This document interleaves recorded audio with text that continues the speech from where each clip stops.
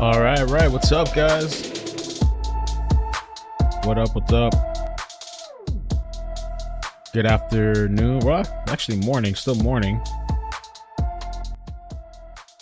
Got a couple things to talk about today. Give it a few minutes for people to join. Thank you for the signing up, George, to the email list. Took quite a bit to set up the automated thing. We got some things to talk about. I was going to do a pre-recorded. I was going to post this on the clips because I found some interesting stuff with the neighbor this morning, but then I saw they supposedly released the cause of death, and I'm like, man, we need to just come on and talk about this, bro. We got to come on.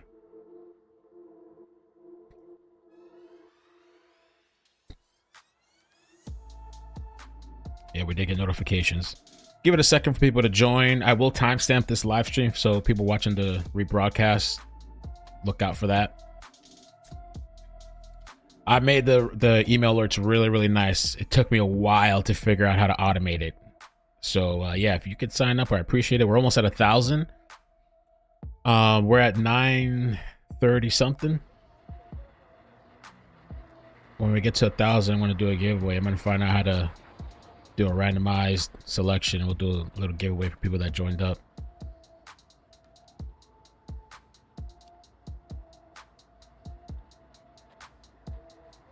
$948, almost there. All right. What's up, guys? Let's get started. Oh, camera's not on. What? Whoa.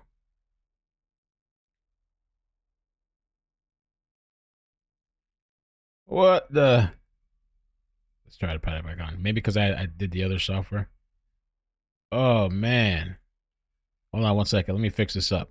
I might have to shut down the other platforms and come back. Hold on one second. I think the camera's locked in. Let's try this. Let's try this. Oh, man. Horrible that we're having problems right now.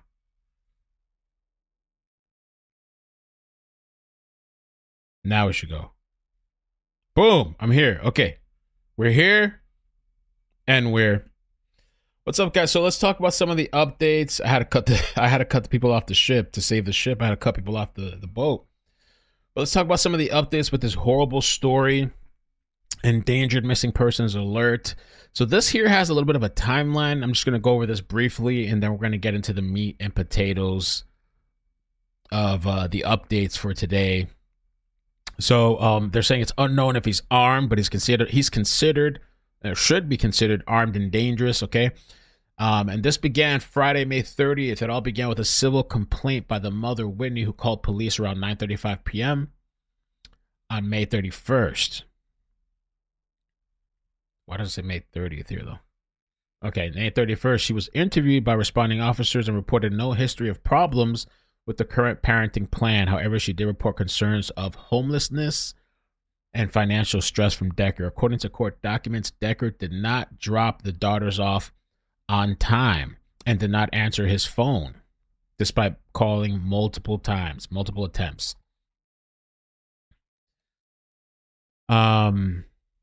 Okay, went straight to voicemail. The civil complaint led authorities to search for Decker using his truck's information through flock safety in coordination with cameras across the city.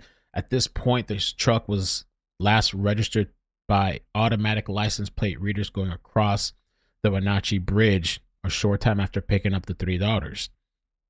Police had prior knowledge of Decker frequenting hotels and motels. All of them in the area were checked, but he was not located. Park rangers in the area, specifically Confluence State Park, were also notified and did not find him either. At that point, an attempt to locate alert was sent out to all regional agencies with Decker's information and truck description. Washington State Patrol also contacted around the same time for a consultation for an Amber Alert. The authorities did not have at the time or did not meet the threshold for an Amber Alert. On May 31st, Wenatchee Police Department continued the investigation and found that Decker and his daughters did not arrive at a planned 5K event, which was out of the ordinary. Numerous agencies got involved. They used phone location data from Thursday, May 29th to Friday, May 30th was obtained and showed Decker's last location somewhere in and around Leavenworth. That discovery led to the search to expand to Leavenworth, but no person was found. The Amber Alert conversation was revisited by authorities, but the criteria was still not met. That's crazy. Crazy. Still not met.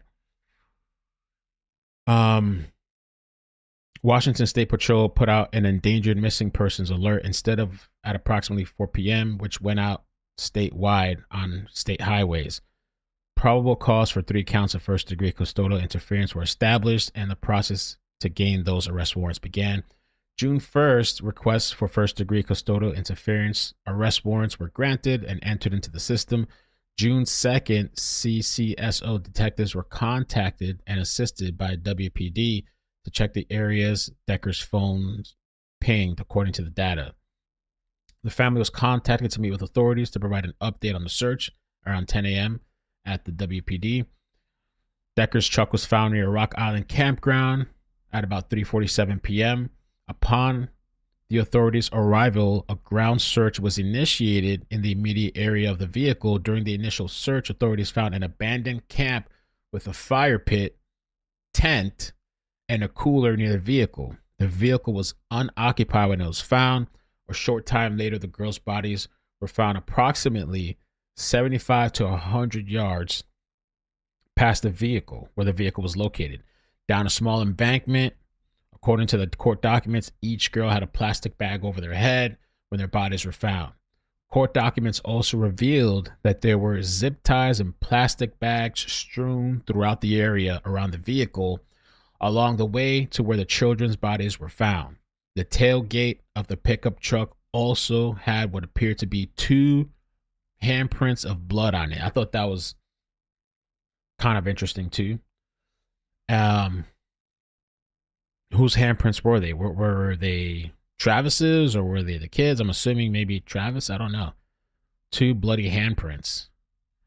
And we already knew about the plastic bags over their head, which is horrible, and their hands like zip tied, which is just, I don't know, man. This guy's a piece of shit.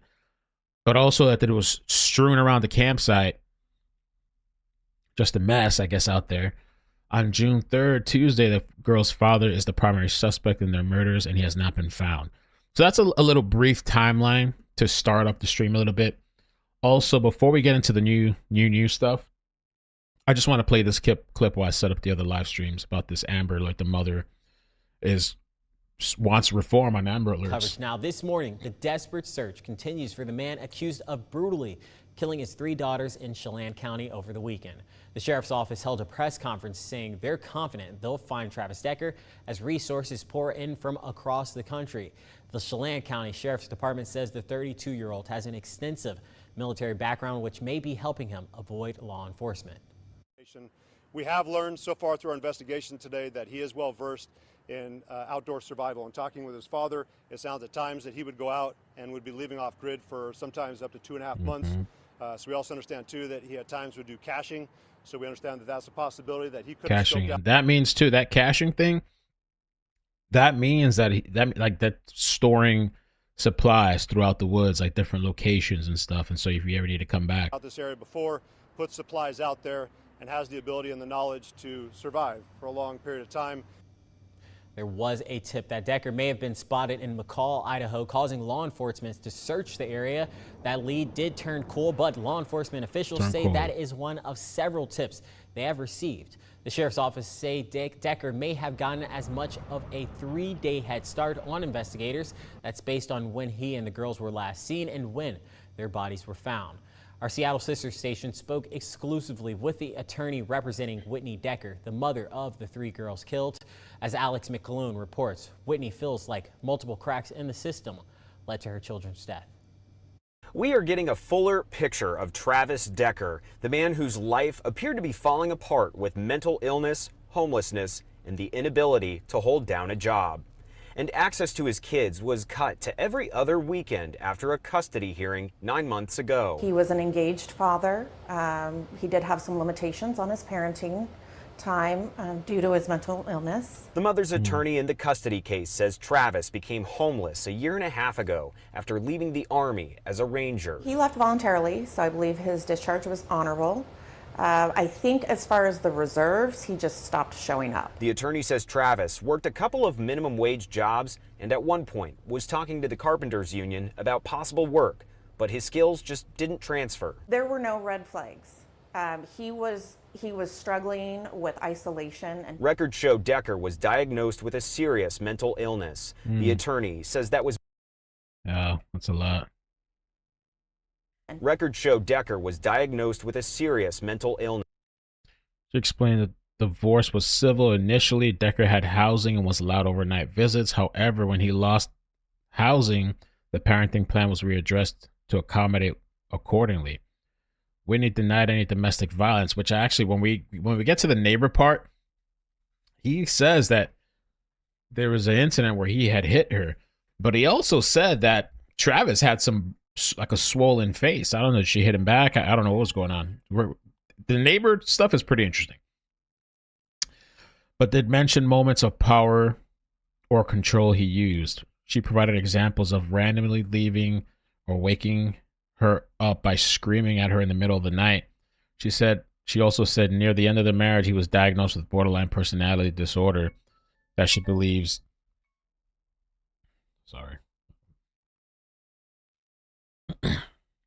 That she believes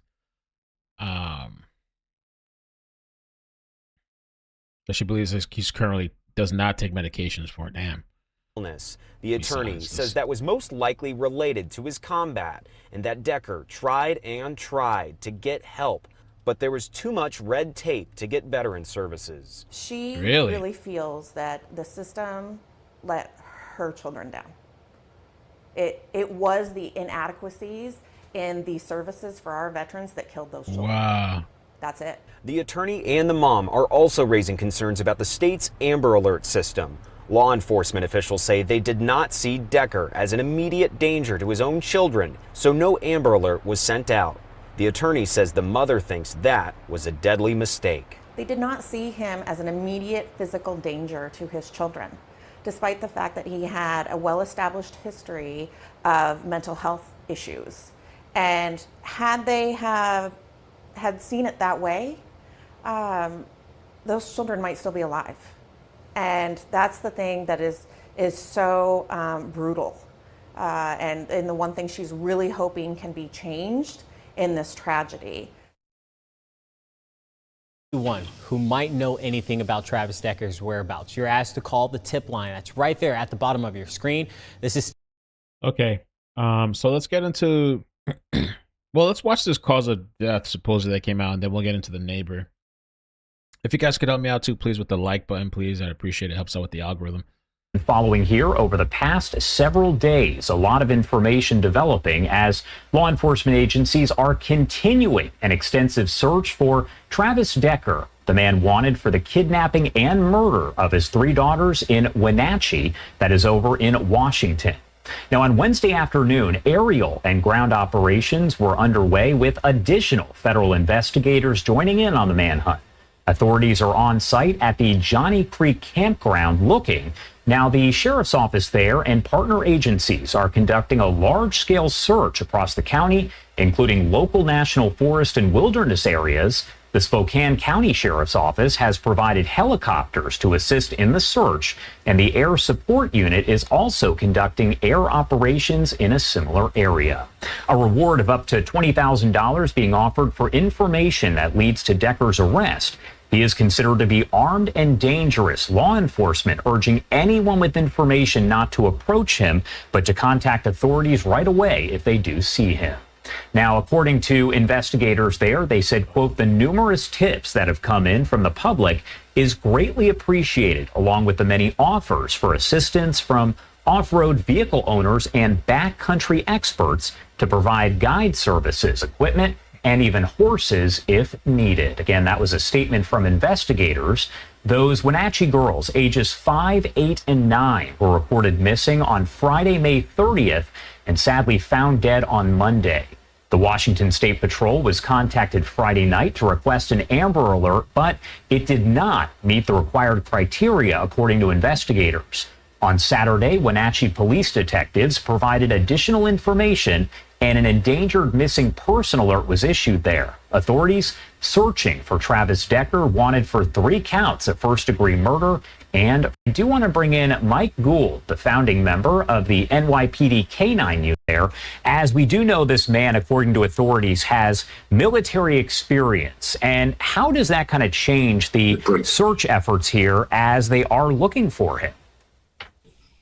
Yeah, so it's complicated in one aspect, but it's simpler in the other. In a rural environment like this, it's just about communication, coordination of the assets. So when you have these multiple agencies all descending on this crime scene, so to speak, it's the coordination and communication. They have to clear certain areas. You don't want to miss them. You don't want to assume one agency looked here and another agency looked there. So coordination. Law enforcement's going in there with all the assets that we have available to us. So it's, in my opinion, all of these things, all manhunts, it's not a question of if, it's just a question of when, and regardless of the person's survival skills, it might prolong it a little bit, but he's ultimately going to be captured. And I do want to say viewer discretion advised, as some of the details are disturbing. Now, according to authorities, there was the presence of zip ties and plastic bags there. So what does that indicate about the planning, the intent behind this crime? Yeah, so obviously, again, with that little bit of information, I can only opine that there was some level of premeditation. This wasn't a spontaneous action. And obviously, mental illness is playing a huge part of this. So from my perspective, for the manhunt part, it's really not relevant. They need to, as I discussed in many of these interviews, the best technology available to law enforcement today, as it was thousands of years ago, is a dog. The dogs are going to be, they can outperform helicopters, they can outperform drones, robots, they have night vision, they're weather resistant, they move at 30 miles an hour. They are going to be key in this environment. If it was Midtown Manhattan or Times Square, I'd have a different opinion, but dogs properly used here are going to be the key in locating this crazy person. And a lot of tips are coming in here in large numbers, according to authorities. So when you have a massive search, a manhunt that is underway like this, how do authorities go about essentially kind of narrowing the ones down, vetting them to what is actually significant and what probably isn't? Right. So unfortunately, at this stage of the game, they have to operate on every tip. They have to take every tip. And truthfully, a lot of times this person is going to show up. But food is the motivator for all animals. So at some point, he's going to need food. He might be able to live off the land for a couple of months or maybe longer. But in the winter, sooner or later, he has to come out from hiding. And when he comes out, it triggers motion detectors. If your dog is barking at 2 o'clock in the morning, call 911, because I can tell you your dog is barking for a reason. And sometimes people overlook the fact that your own little pet at home is a perfect alarm system that you should rely on. And law enforcement, of course, they have to investigate every lead at this point and not get ahead of themselves. A lot of times, if a person is missing for 1 or 2 days, we've been thinking in our brain that he's off to Mexico somewhere. My hunch is, Josh, he's going to be found relatively close to where he is now, in a place of familiarity. He was a survivalist. Wherever he went out and survived and practiced his survival skills, you don't want to go to a place of unfamiliarity. And movement is going to be what causes him. So he wants to hunker down somewhere and let law enforcement do their thing and let them bypass them. So law enforcement has to be careful. They don't get ahead of themselves and they slow down their search and think about the proximity. My prediction is going to be found relatively close to the scene. One thing I want to ask about is the surveillance aspect, because in a situation like this, we're talking about rural, semi-rural areas like this, traffic cams, drones, license plate readers. What kind of surveillance is being used right now, more than likely? Yeah, all of those things, cell phone pings, if there is. This is somewhat unusual. So I believe this is 90% wilderness, if I understand it correctly. So a lot of technology that we would normally use on an interstate or something like that is not going to be available. And that's why I go back. Actually, I can't help myself. But the dogs are the detection technology that is going to, and so, license plate readers, you have to have license plates. So there's not a lot of activity there. So I think that, and again, helicopters, drones, they're all susceptible to weather conditions. So if you think dogs have night vision, that's pretty incredible, and they're weatherproof, and they can move at 30 miles an hour. So they're going to be key to this search if they're used properly. One thing I want to get kind of your take on, because you did serve, of course, with several agencies, is we're talking about a very gruesome crime. Again, viewer discretion advised here. We talked about zip ties, plastic bags. So I have to imagine that this is also difficult on the law enforcement officers, the different agencies that are out there working this case as well. Yeah, of course it is, Josh. I can only speak of my own personal experience. I've been around in law enforcement for 25 years. I was at the scene of commercial airline crashes, 9/11. I've been at the scene of the most gruesome, horrific crime scenes, really, that you could possibly imagine. So with that said, I personally have a way of, I'm desensitized to it, I'm detached from it, and I compartmentalize. Maybe from a psychological point of view, that's not good, but I can't dwell on those things. I will say, for universally in law enforcement, when children or animals are the victim of these crimes, it is an extra level of emotion. But from my own perspective, you can't do this for 25 years like a surgeon in an emergency room. You have to have some level of desensitized to these things. My last question for you here before I let you go. One big topic that has been discussed over the last several days, and I mentioned this leading into you, is that no Amber Alert was issued because authorities there said that the situation didn't meet the criteria. Could this lead, in just kind of your experience here, to maybe any kind of changes in those requirements? Are they likely to do a review of that? Because it's not clear if an Amber Alert would have helped, but obviously that's something that a lot of people are questioning. Sure, Josh. So, yeah, we learn from our mistakes, right? So, and I don't know the exact facts of the Amber Alert or the requirements for it. But yeah, of course, these things should be modified so this doesn't happen again. I don't think an Amber Alert would necessarily be of any value in this particular case. But you try to do everything you possibly can, all the resources. My biggest recommendation or my biggest hope is that the emotional part has to subside, and people, law enforcement, which I don't think so. You got some of the best law enforcement agencies in the world working on this. So again, it's a matter of time. People have to slow down. You kind of have to remove the emotional aspect of it, because that's when people get hurt. Law enforcement get hurt. You just have to kind of slow down, be methodical. You don't want to pass by an area and find out this guy who's been hunkered down half a mile away from a campsite, and you guys were all, law enforcement was way ahead. So yeah, it's one of those difficult. Or he's dead the whole time. All right, let's move over to the new information here. This article I thought was pretty crazy. And so a neighbor has come forward. I want to read this with you guys because I thought it was really interesting, and I figured let's just do it live. I was going to pre-record it. I actually started pre-recording it. And this is chilling final words of killer dad Travis Decker before he murdered three daughters. I would be extremely shocked if he is still alive. In my military career, when it comes to on the base, 95% of the time, everyone is gone. Really? Starfairy, thank you for the super chat. So yeah, this was pretty interesting. Let's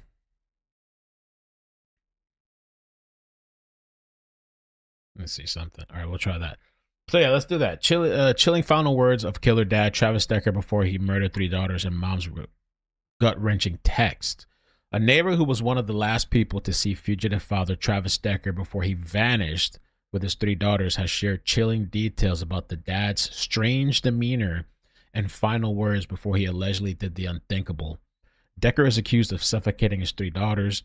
Their lifeless bodies were discovered in the campsite in rural Washington. An Afghanistan veteran with extensive commando training vanished into the woods and remains on the run. So they Daily Mail exclusively spoke to this neighbor. Ben Nguyen revealed that Decker had a sad look as he was picking up his children on Friday. What was strange was that he kept asking me the same questions at different points in our conversation. Like he wasn't remembering he had already asked me that. Strange. So just asking the same thing over and over, probably not in his right mind. Nguyen said he is haunted to know that this was the last time he'd ever see the sisters. and shared heartbreaking texts between him and the girl's mother, which revealed the gut-wrenching moment she realized they were not coming home. I just don't know how he could kill those beautiful kids, he said, sitting in his kitchen just a few yards from the Decker property, a modest single-story home in the beautiful apple capital of the world. Nguyen knew that Travis Decker had problems. The girl's mother, Whitney Decker, had told him that he had beaten her in the past and had gone crazy. His outbursts led to their divorce. So the neighbor is claiming that this once married couple had problems, violence. And, you know, if she's telling him about this one occasion, it's probably happened dozens of times, if not more, right? It's not like a drug dealer gets caught. You know, that wasn't the first and only time this guy's ever sold drugs. He's probably done it hundreds of times, thousands of times. This is just the time he got caught. Maybe this is just the time she told the story. I don't know. But nothing prepared him for the tragic news that came Monday. He described Whitney as the perfect mom, and she was working 2 jobs and taking college classes to build to a better life for her children, enrolling them in sports and dance classes and taking them on trips to Disney World. That sounds like a good mom, man. 2 jobs and college classes. Wow. 3 kids. Enrolling them in sports, dance classes, and trips to Disney. Nguyen said her kids were also very sweet. After the Deckers moved in several years back, Nguyen would mow their lawn. Middle daughter Evelyn gave him a friendship bracelet as a thank you. The oldest daughter, Peyton, introduced herself to Nguyen's son by giving him a handwritten card with a crumpled $1 bill inside. The letter, Peyton wrote that she couldn't write well, but that she was hoping to learn in school. He described Travis as a clean-shaven, strong-bodied man when he moved in, a former military man who later joined the National Guard. As far as he knew, the Deckers were a happy family, though he did see indication of a violent fight during their marriage. He described simultaneously seeing Whitney with a broken arm in a sling and Decker with a severely bruised face. So that part there, when I was reading that, I was kind of like, damn. You know, did she attack him as well? Was it in self-defense? Did he hit her and she hit him back? Or sometimes, you know, people, when you're in a toxic, crazy situation, you start exhibiting behaviors too that you would never have done. Sometimes you start becoming toxic yourself. You both just got to go. You know, and so this had escalated, obviously, violently, and broken arm in a sling, his face bruised or whatever. Nguyen said he asked Travis about his swelling at the time and that Travis blamed it on allergies. So that's the Ring camera we talked about yesterday. Everybody's talking about that. This is the neighbor right here. We're telling all the details. Neighbor Ben Nguyen saw the Decker on Friday when he came to collect the girls.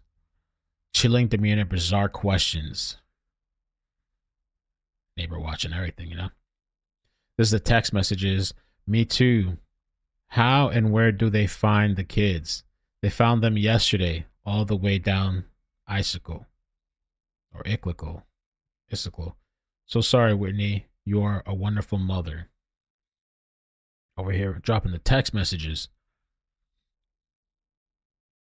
That's the mother and the kids. He knew Travis to be a pot smoker. There it is. No, I'm just kidding. I don't know. Potheads get mad if I say it's weed.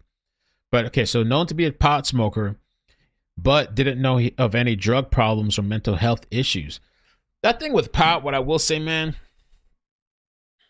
I think it can be relatively harmless, but it also can be harmful, I think. And I think that anybody that has I think if somebody has mental health issues or they have latent mental health issues, meaning like there's something dormant in you that can aggravate it, that can manifest other things or propel it, accelerate it, you know, adding gas to the fire. I think it definitely can do that. I think sometimes people, and I'm sure the chat could say, Hoax, I probably gotta say something too, I'm sure.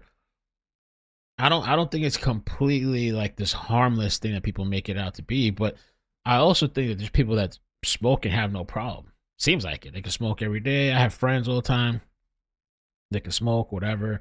I think pot is better than alcohol, a better alternative. I do think that alcohol is just destructive in your body and stuff like that. Woo! Ron Kirby said no more than caffeine, junk food, etc. I think it can exacerbate it for sure. Mental health problem, I think for sure. And honestly, to be fair, anything can, right? Alcohol, whatever, can exacerbate mental health. Okay. So anyway, yeah, known to be a pot smoker, but didn't have any drug problems or mental health issues at the time. He later moved out of the family home. When noticing his absence, asked Whitney how her husband was doing, and she explained that they divorced and that he'd moved out. She said she can't work it out and that he's crazy and he beat me. Wow. She told him at one point that he was homeless and living out of his truck in the mountains. Nguyen would still see him from time to time when he'd visit the kids and noticed a change in his appearance. Damn, that's crazy too. Seemed unkempt, skinny, long-haired, unshaven. Just kind of like let himself go, I guess. And that's a form of something going on too, right? Mentally, probably depression or who knows what else. When you just start like letting yourself go. Some people like the rough look. Some people intentionally, this is the look that I want to go, or maybe I'm going through my little whatever. But sometimes there's like a shift physically. You can kind of look at somebody and tell. It's not just like, you know how many times I grow my hair or my beard, kind of whatever. But there's something about the unkept. I don't know about skinny. I wish I was dropping weight. I mean, I lost a little bit of weight, but I wish I was skinny. Long-haired, unshaven. There's something about when the mind is just like completely gone. I mean, I can't imagine. You can't. It's like impossible. I think last night we talked about it. Like, you can't put yourself in somebody's mind because you're always wondering, like, thinking, how could somebody do something like this? Like, you try to. It's not even fathomable. Your brain can't even compute it. It's like, how? You try to like put yourself somehow in that person's mind. You wonder what it is to look through their eyes. Like, what do they see when they're looking at it? Does the world look different to them? The perception? Is it cloudy? Is it blurry? You know, is there a bunch of racing thoughts? Are they in a constant haze? I just can't. So some people say you can't even try to do that. Like, try to think what these people are thinking, to go to such lengths to hurt your own kids with their voices telling them stuff, right? Was he hearing voices? Or is it just straight up evil? I mean, they said he had PTSD. So sad, man, for the mother and the kids, especially if it's true. It seems like she was working really hard, going to school, taking care of the kids. The father, I mean, what is he doing, right? The father, the man of the family. I know they divorced. Obviously not the provider. They're supposed to be the rock of the family, the foundation to the home. And you're homeless, out of it. And, well, the mother did say, which was interesting, the other news clip, that she said that he needed help and he's a veteran and he didn't get that help. That's another aspect to the conversation. These veterans aren't getting the mental help that they need. They're serving in the military, having PTSD. And, guy had problems.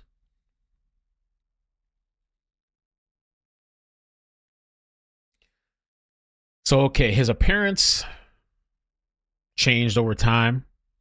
When Travis showed up to get his kids Friday, Nguyen saw him in the backyard and asked how he was doing.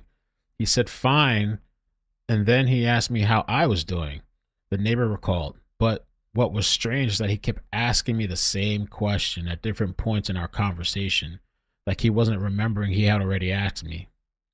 He asked what Travis was doing these days, and Travis said he was working in construction jobs out of state. He had a sad look. Travis left with the kids at 5, was supposed to return by 8, and reported them missing that night.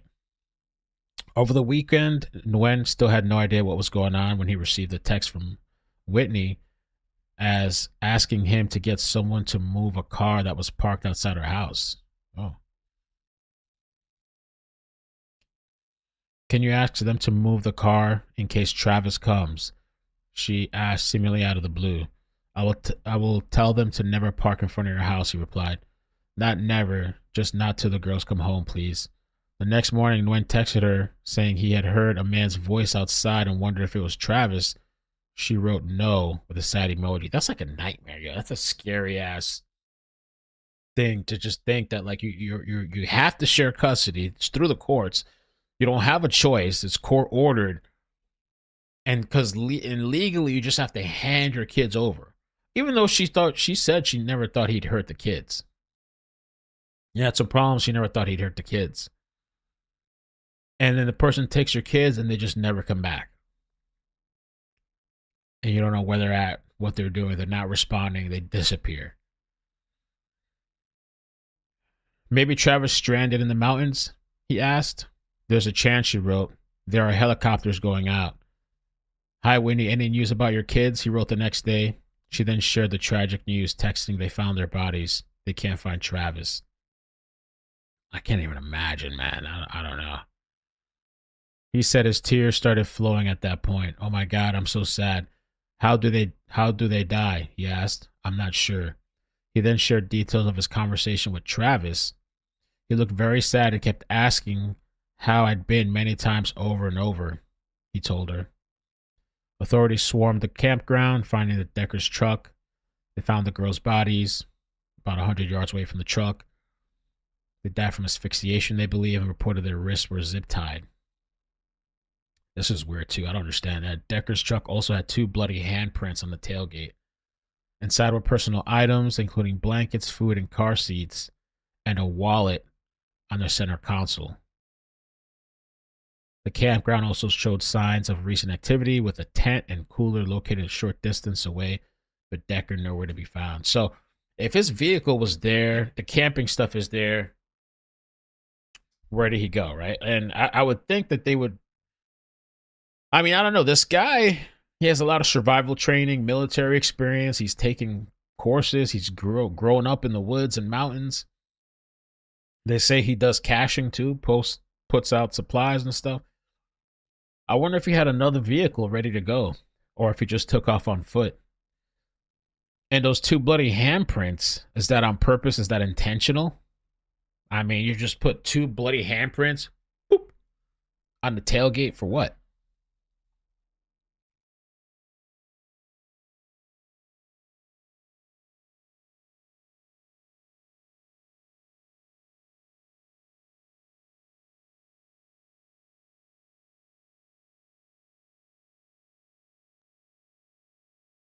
The other question, I mean, the thing I'm wondering, oh, baby, you need something?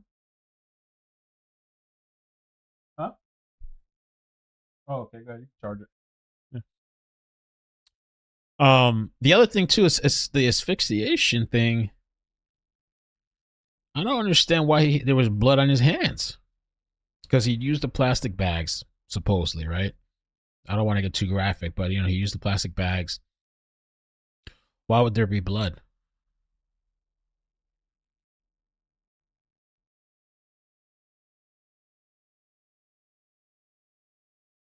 I don't know. Unless they vomited it. I don't know. I don't even want to think about it. In Travis Decker's case, the bloody handprints on his truck could be from self-inflicted injury, the girl struggling and making contact with the vehicle, or non-asphyxiation related injury. Was he injured? Did he do that on purpose? Was he trying to make it seem like something else happened? Was he trying to paint that somebody else came and did harm? By bike, maybe by bike. Missy says usually when the person is homeless, you file an emergency petition for custody. Yeah, I feel like there's something missing too. Something doesn't make too much sense. I'm not sure how anybody, because that is strange, Missy, how anybody would have any kind of rights to a child and they don't have a home. Like that's kind of bizarre to me. But I mean, because even the weekend visits was kind of long. I mean, so the kids weren't allowed to sleep overnight, but he had them every other weekend. I think it was Friday, Saturday, Sunday. And one was like from 5 a.m. to like, I don't know what time was it, like 8 p.m. or I forgot the times, but it was like the whole day. And so if the courts knew that he was homeless, you need something? What? Oh, here. Good. Here, give it to me. I'm gonna pull it. Pull.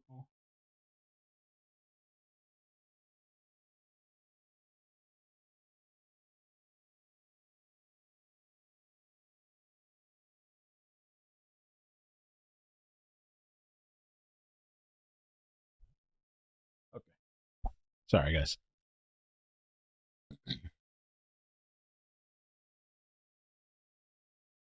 This is the like Harmony Montgomery. How does DCFS not intervene when kids are living in cars?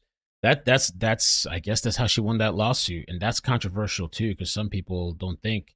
Let me find out the visitation schedule. Some people don't think she should have got that money, but they did mess up. Harmony Montgomery, so Crystal Sorey,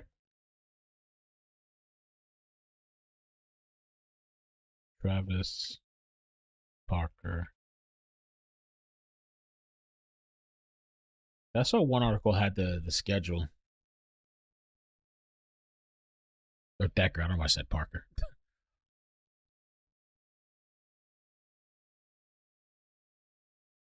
I don't know where I saw it the other day.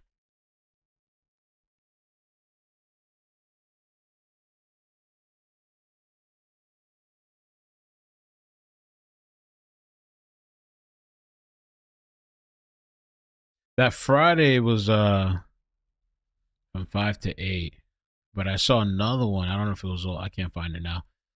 Oh, look. This plan allowed Decker to have the girls every other weekend from Friday at 6 p.m. to Sunday 6 p.m. However, in September 2024, Whitney filed for a modification to the parenting schedule, citing concerns about Decker's mental health and stability. She noted that Decker had become increasingly unstable, was homeless, and was diagnosed with borderline personality disorder, which he was not taking prescribed medications for. The court agreed and ordered Decker to undergo evaluations for anger management, domestic violence, and a full psychiatric assessment. Despite these concerns, Decker retained visitation rights on May 30th. Decker picked up the girls for a scheduled visit but did not return.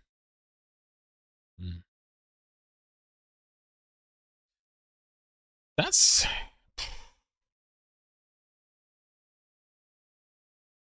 So somehow the court allowed this guy, even with all these problems, there's known problems.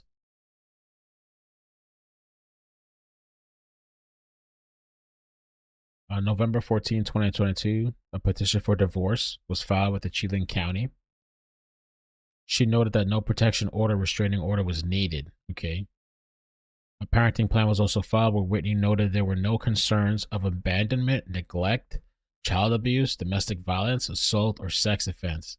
Neither parent had an issue with neglect, emotional or physical problems, substance abuse, lack of emotional ties, use of conflict, or withholding the child. 2 years later, in the future court documents, these checkboxes were later changed. So it seems like she had no concern at first in 2022. 2 years later, things changed. So on January 1st, 2023, both Travis and Whitney completed the supporting child through divorce program at the WSU Extension in Chelan and Douglas County. May 7th, 2023, a findings and conclusions about a marriage document was filed, noting again no protection order or restraining order was needed. March 7th, a parenting plan was finalized, again noting no concerns. Travis was scheduled to have the girls every other weekend. So he used to have them the whole weekend. Every other weekend from Friday at 6 p.m. to Sunday at 6 p.m. Okay, so he used to have them on the weekends. A year later, the court documents, Whitney's opinion on the mental health of her ex-husband appeared to have changed. That's when in September 20th, 2024, modification. Maybe this is what kind of, he was having problems already, I wonder if this kind of set him off, but it's still September 2024, and we're in June, June 2025.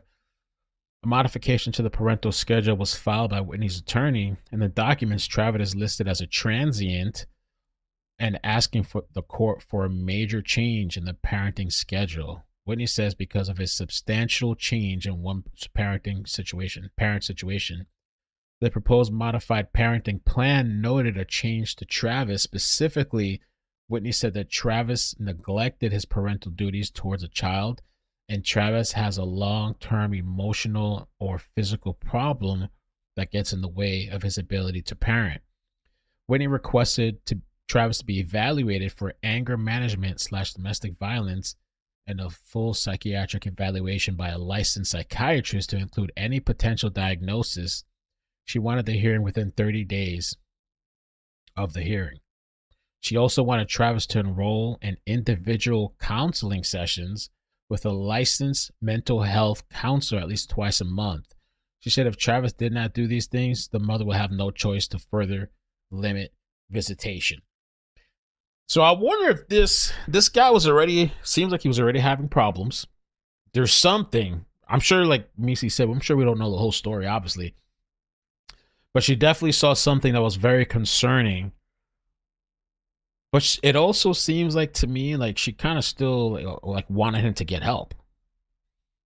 It seemed, it's tough, right? You have to protect your kids, but also like taking the kids away from somebody, the other parent. Maybe she felt bad, but she also felt like she had no choice. That's why she started with the limitations. And listen, you need to get this help, or I'm going to have to take the kids full custody. You need to get help. You need to get counseling. You have to go to a psychiatrist. You need to go to a therapist, mental health counselor. Now, did he have these resources? I don't know. Right? Because in the article that we watched, they mentioned red tape, a lot of red tape. Did he have access to this mental health stuff? They always tell people, I always feel like they always say, oh yeah, go here, go there, get a therapist, get this and that. Sometimes it's not that easy for some people. Or the accessibility. These psychiatrists, they just, not all of them, but a lot of them, they just write prescriptions. They'll put you on whatever medication. In and out. I'm here to write you a script and get you out, charge you $300 or charge it to your insurance company. In and out. And then after that, we're barely talking. 5-10 minutes in the office, get out of here. That's it. There are some good therapists you can find though, but yeah, he's homeless. He doesn't have money. Does he have the resources? How long does it take to get one of these people to accept? Some of these doctors don't even take insurance anymore. Some of them, they do not want to deal with the insurance bullshit. They don't want to deal with the ring around. Some of them, some places, you got to pay cash. Cash is the way to go.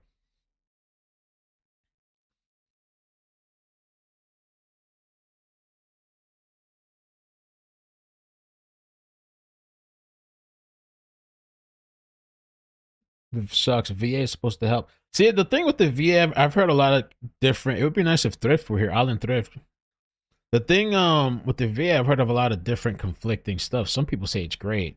I love it. It's worked out for me. It's been great. Other people say it's horrible. So maybe it's like depending where you go, your location, maybe state, city. Maybe it's a varied experience. A lot of these people don't want to deal with insurance.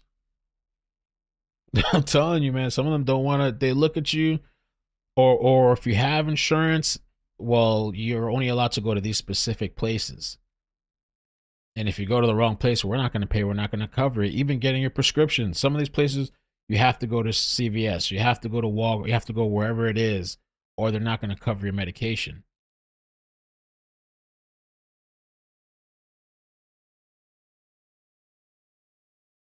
So there's a lot of, and so if you're already having mental health problems, it's going to be maybe hard. Who's going to want to go through the process, talking to these people, getting the runaround?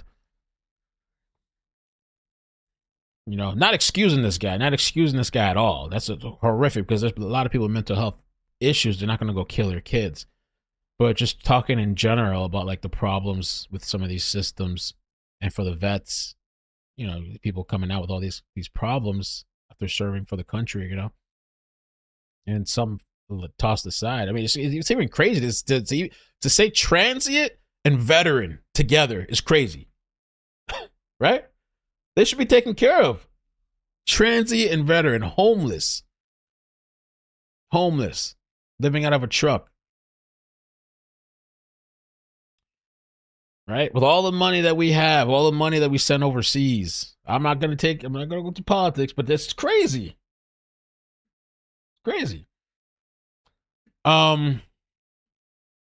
Okay, so yeah, he had a lot of problems, and the mother looks like she started to notice issues was happening. And I wonder if this set him off, this whole thing. If Travis did not do these things, well, I'm going to take the kids. We'll have no choice but to further limit visitation, you know? In a declaration filed in September 2024, Whitney said, since our separation, it has become increasingly clear that Travis has been struggling to maintain stability in his life. The lack of stability led to a negative impact on our children. She said they were deeply affected, which led to heightened emotional stress. This is demonstrated through screaming and crying bouts at drop-off or when they get off a cell phone or off a phone call. Excuse me. This is demonstrated through screaming and crying bouts at drop-off or when they get off a phone call. So is she's saying that he was screaming and crying, or the kids? Maybe him. She said it was in the children's best interest to no longer go overnight until they're with their father until he was no longer home. Yeah, how could you even do that? Yeah, overnight. Were they going to sleep in the car or the truck?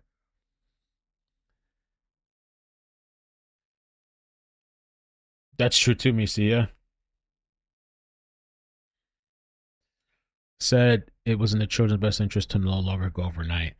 That's got to be like heartbreaking too. Like just trying to look at it from that perspective. Like you're homeless, you got mental health, you can't no longer provide, you serve the country, whatever. And now the custody, rightfully so, because he needs to get help. The custody is being slowly taken away and restricted.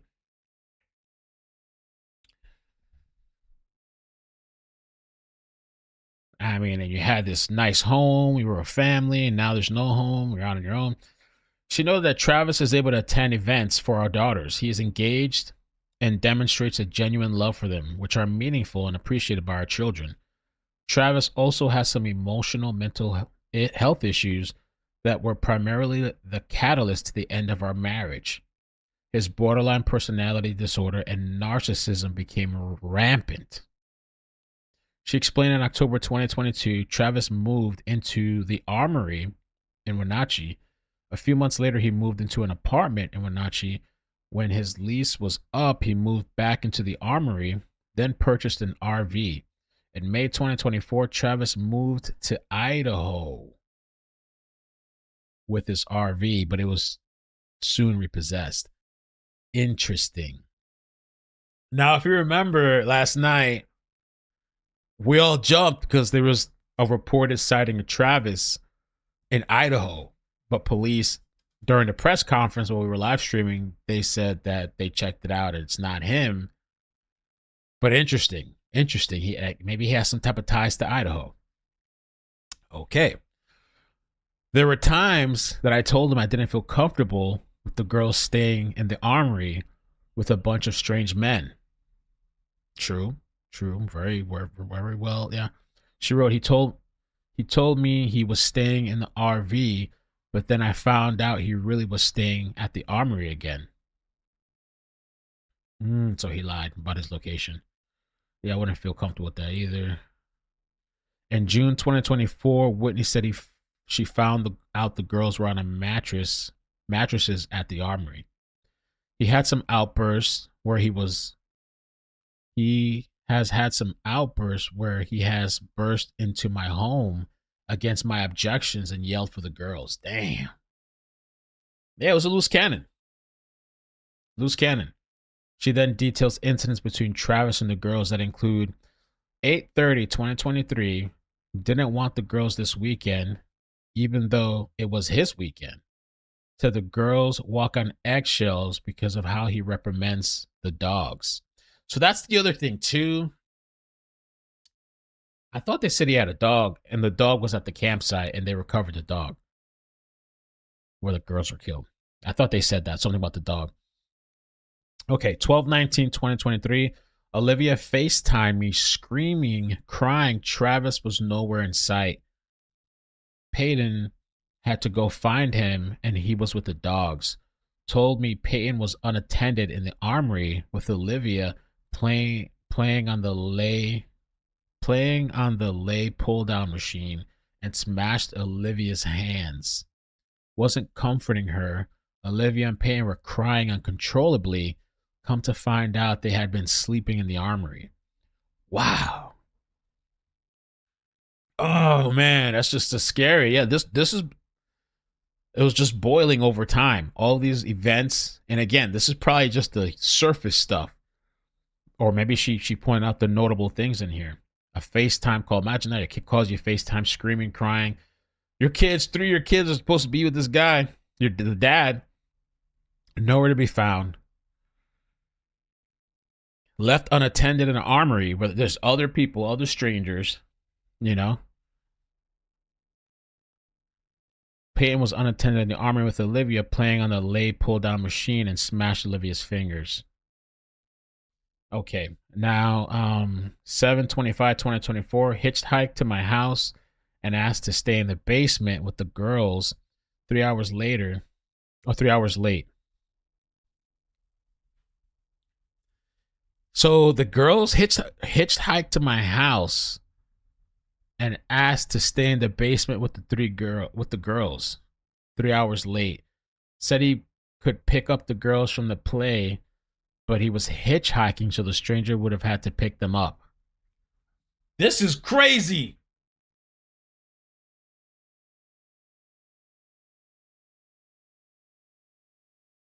So he hitchhiked to her house, asked to stay in the basement with the girls 3 hours late. Said he could pick up the girls from the play, but he was hitchhiking, so a stranger would have picked them up. This is insane, dude. This is crazy. Whitney said that Travis just keeps getting more and more unstable. He has made huge sacrifices to serve our country and loves his girls very much, but he has got to get better for our girls. I do not want to keep Travis from the girls at all. That's what I thought. She's having this inner turmoil, this inner, like, you gotta protect your kids, gotta protect your kids. He has potential. He was a good dad. Something happened to him. But now you're just too unstable. Crazy. The girls are literally in danger. Unattended. Hitchhiking. On September 27, 2024, Whitney and Travis appeared in court to discuss the petition to amend the parental schedule.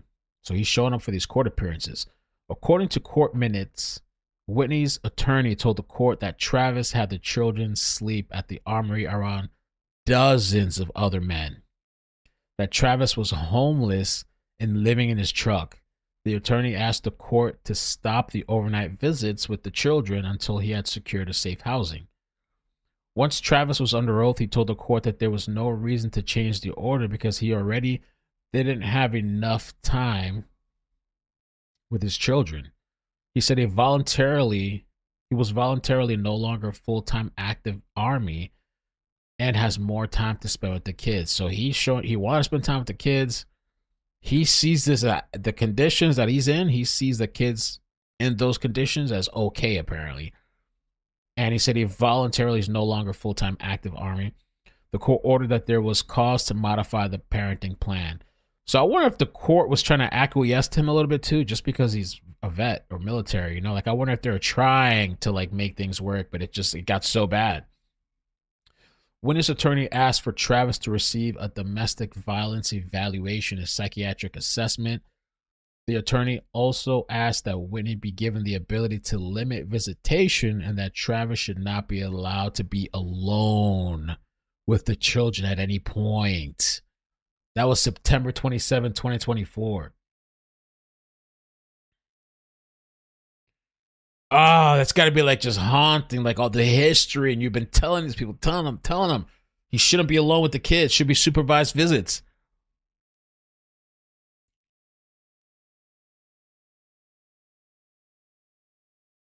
Court documents say Travis objected, saying he liked to take the children camping on the weekends.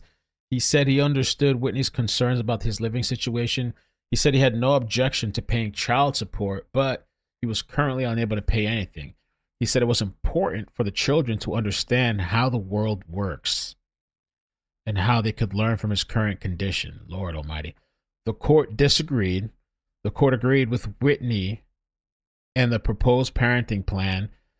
It also found limiting factors of neglect and emotional, physical problems against Travis. The court ordered Travis to get an anger management / domestic violence evaluation and a psychiatric evaluation by a licensed psychiatrist. Cairo 7 News has reached out to the Chelan County to ask about the progress of those evaluations. So he was granted visitation every other weekend on Fridays from 5 to 8, Saturdays from 11 to 7 p.m., 11 a.m. to 7 p.m., and Sundays from 9 a.m. to 5 p.m. On Friday, May 30th, just before 10 p.m., the Wenatchee Police Department took a call from Whitney, and he had him return. According to the documents regarding the custodial interference, Whitney told police their divorce was civil, but after he lost his housing, the parenting plan was modified. She denied any domestic violence, even though the neighbor, what we just read, the neighbor's account, that conflicts with this. The neighbor said that she had a broken arm and an arm sling. The guy, Travis, had like a bruising on his face. I don't know if she was trying to protect him or what the situation is, but she denied any domestic violence during the marriage, but did mention moments of power or control he used. The report says Whitney said Travis randomly leaving or waking her up by screaming at her in the middle of the night. It's crazy, dude. She also believes he currently does not take medication. According to the documents, Travis refused to sign the parental modification form and did not seek the mental health, domestic violence, or anger management counseling the court ordered. On the night the children were taken, Whitney said Travis was quieter than usually, which was out of character. Just like the neighbor said. Even though he was already have all these problems, something about that night when he picked up the kids was off. The documents also note the children left home with no supplies for the extended time. It's believed there is a substantial risk of illness or physical injury. Wow. So kudos to Carol 7 for this article. Very in-depth. Quite a bit of information about the history of this just custody situation, the divorce situation, the potential violence, the instability, the environment that this guy became transient after the divorce. He's bouncing around from place to place, doesn't really have a place to stay, homeless, living out of a truck, has the kids kind of all over the place bouncing. Seems like the kids didn't like it there. I don't know if the courts maybe felt some type of sympathy because he's military, you know. He definitely, considering all the stuff that we read, he shouldn't have had unsupervised visits, and the mother felt like that too. I don't know. I definitely shouldn't have had unsupervised visits. If they were supervised, he still might have did something crazy, taking everybody out or taking all these people with him. And I think, to me, it seems like this guy obviously has some mental health problems, but also this custody situation kind of drove him over the edge. It's like the final, nail in the coffin. I don't know if he did this to punish the mother, or what he's thinking in his head. And so I don't know, maybe this was his way of taking control back and trying to inflict pain upon everybody else. So I don't know, is he dead or alive?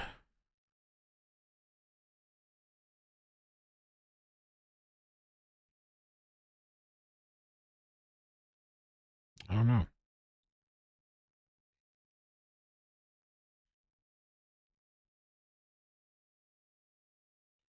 Horrible. Let me see if there's anything else new. I just want to kind of tap on that story a little bit. Of course, I'm going to keep an eye on any new details that come out with this story. I just thought that was interesting. The neighbor and the history, with the family situation.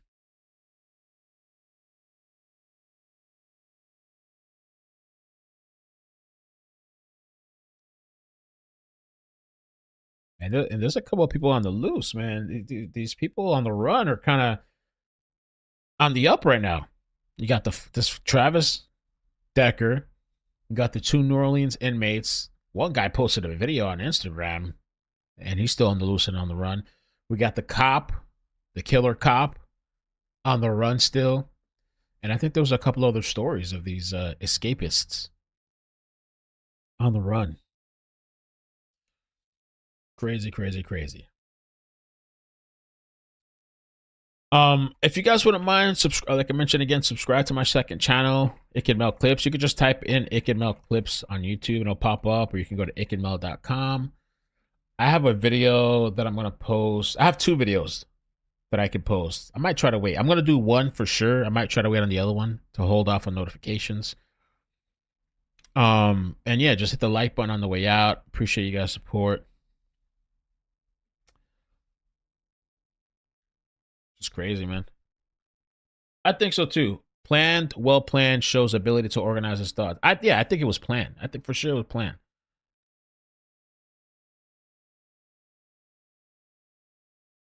LK says, my personal experience, judges and family courts don't care about all the personal issues. They grant visitation rights regardless, unless record of child essay.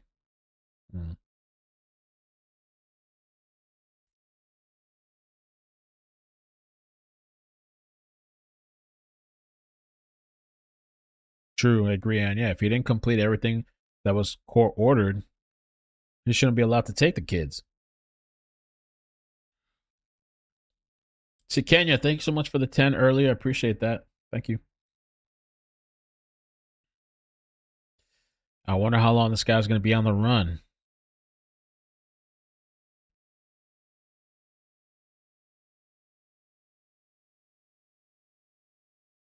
Escapists, it's like their art form.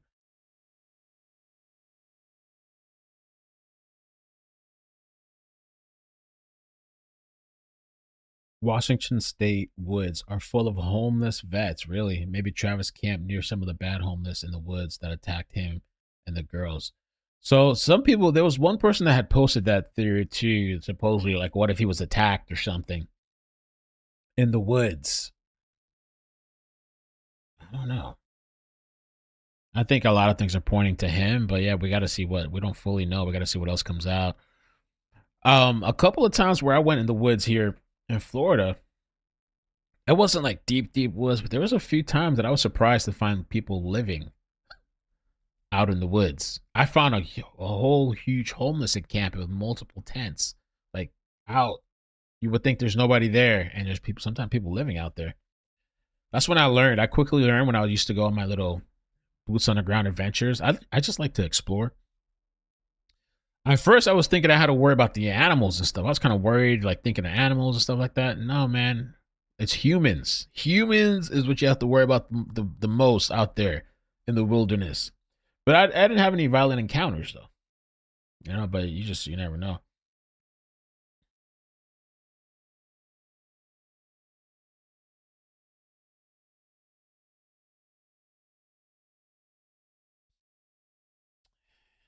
Yeah.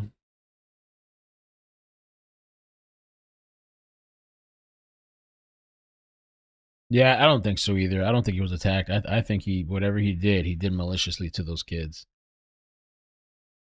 I don't think like he was. There's some people with that theory. There's, oh, how do we know? And somebody said it on my channel the other day. Oh, well, what if he was attacked? Or somebody even said, what if the mother set it up? I think that's a far ass reach, But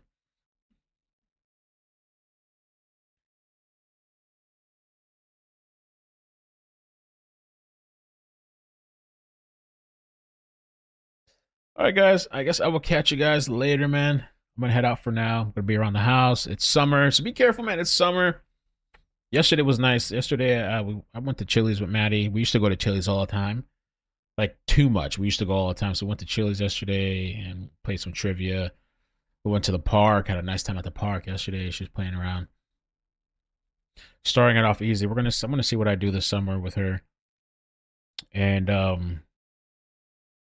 think today we're gonna go get some ice cream. I need to do little groceries and some ice cream. One of the ice cream places I used to take her to a long time ago. She loves that place, so spend a little time to balance it out a little bit, you know. But I will be around because I do have a video for the second channel, 1 or 2 videos that I want to post, interesting videos, and I'm going to keep things open on the main in case something pops off, in case they find this guy, in case we get a breaking story, in case we get a chase. We almost had a chase last night. I'm just taking a quick look, see if there's anything.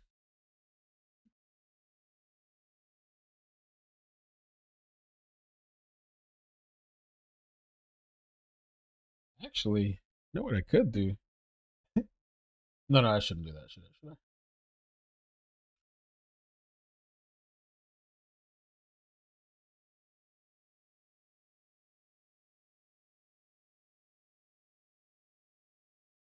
I could do something. I was going to post a video. Let's see how many people we got here.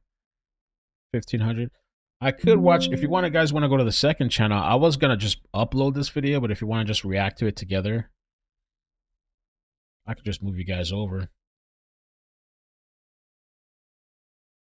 Let me save this. I don't know why it's not letting me do this. Oh, there we go. If you want to hang on, I'll transfer everybody. Give me a moment to set it up.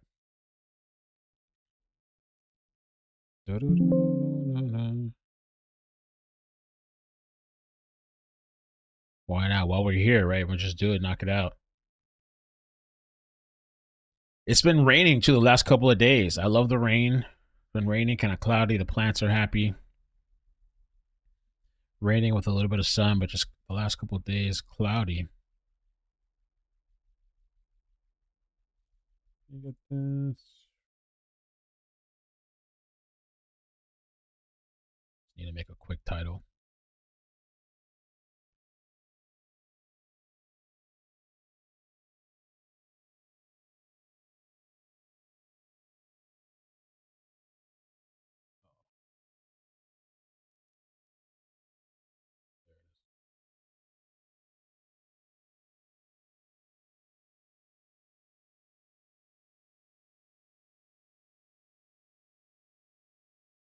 There you go. A little picture there.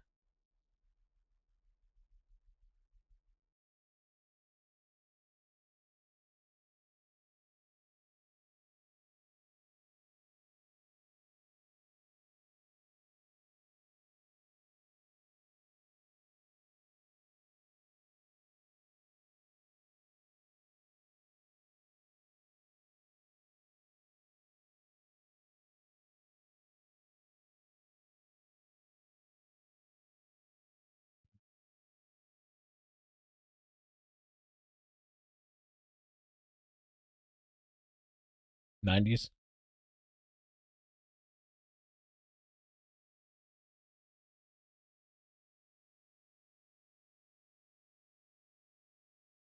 Okay, there we go. Has to do with a police chase. I know some of you guys are gonna like that. It's like a little press conference, but it also shows dash cam video. You just make a quick thumbnail title.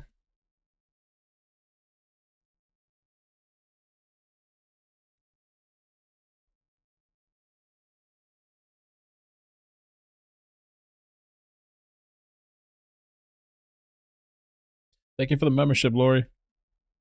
Appreciate that. Chaos, what's up?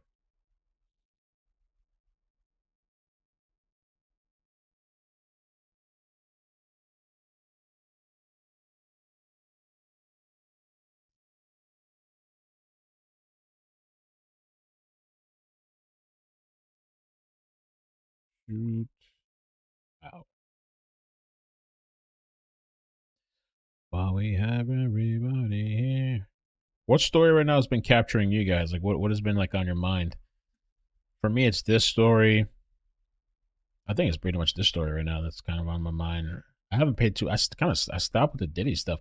I kind of check a little bit every day. I kind of check out a little bit what's going on, and I saw with Diddy, there's a little bit of drama too, a little bit with YouTubers outside of the court. Something happened. I'm not entirely sure what.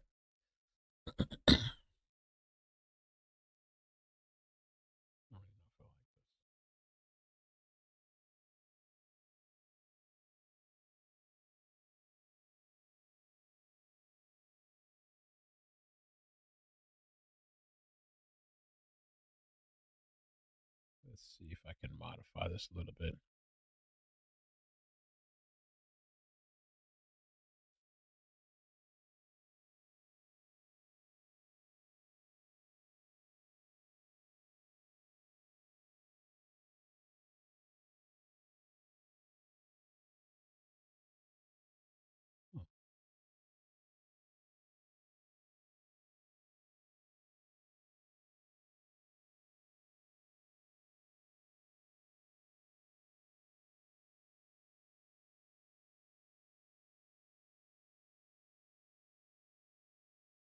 Oh, which story is that? All three dead, dog alive. You're talking about that a story I covered that the other day. That story is crazy. I don't know if there's any follow up to that. The guy that killed his autistic 10-year-old, the dog, and himself, and his missing daughter was found. When they went to do a wellness check, they found his daughter was missing. They found her body too in the house. And then the wife had offed herself 3 years prior. And when she offed herself 5 months later, her mother was stabbed to death by the husband, the mother's husband. And then the mother's husband got into a standoff with cops, and then he offed himself too. That was crazy.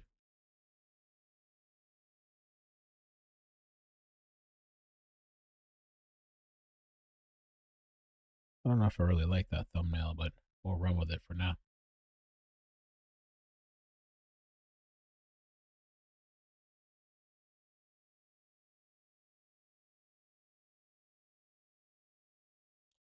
Okay, I got the live set up. Let me see if I can redirect you guys.